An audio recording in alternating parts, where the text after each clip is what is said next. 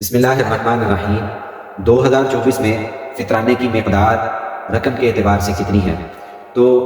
4 اجناس ہیں جی، گندم، جو، کھجور اور کشمش۔ یہ اپنے اپنے علاقے کے اعتبار سے اس کا حساب لگا لیں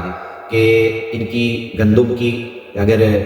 رقم کے برابر دینا ہے یا جو کی رقم کے برابر دینا ہے یا پھر کشمش کی یا کھجور کی رقم کے برابر دینا ہے، تو پھر ان وزن کے حساب سے اس وزن کے حساب سے جو میں آپ کو بتاؤں گا یا آپ میری اسکرین پر بھی نظر آ جائے گا، تو ان اجناس کو اگر گندم کے اعتبار سے آپ نے فطرانہ ادا کرنا ہے تو پھر وہ ہے نصف سا، یعنی 2.25 کلو،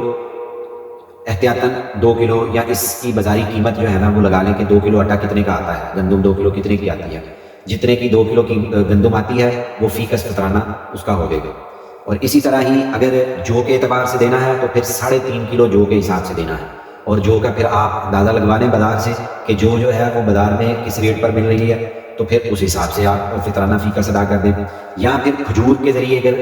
آپ نے فطرانہ ادا کرنا ہے تو پھر کھجور کا حساب بازار سے معلوم کر لیں کہ 3.5 کلو کھجور کتنے کی ملتی ہے، تو جتنے کی 3.5 کلو کھجور ملے گی فی کس اتنی کھجور کے حساب سے فطرانہ ادا کر دیں۔ اور اسی طرح ہی کشمش کی، اگر کشمش کے جنس کے برابر اگر